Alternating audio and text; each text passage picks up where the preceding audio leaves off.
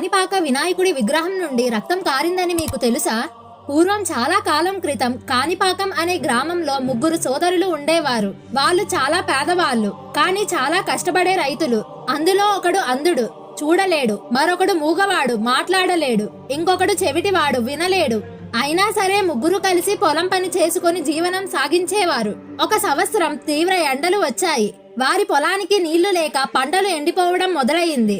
ఎలాగైనా నీళ్లు తెచ్చుకోవాలని నిర్ణయించుకొని తమ పొలంలోనే ఒక బావి తవ్వాలని వాళ్ళు నిర్ణయించారు. రోజంతా కష్టపడి మట్టి తవ్వారు. మరో రోజు కూడా అలాగే తవ్వారు. చాలా లోతుగా తవ్విన తర్వాత ఒక్కసారిగా ఒక గట్టైన రాయి తగిలింది. ముగ్గురు సోదరులు ఆ రాయిని తీసేయడానికి ప్రయత్నించారు. అంతలోనే ఒక అద్భుతం జరిగింది. ఆ రాయి నుంచి రక్తం కారడం ప్రారంభమైంది.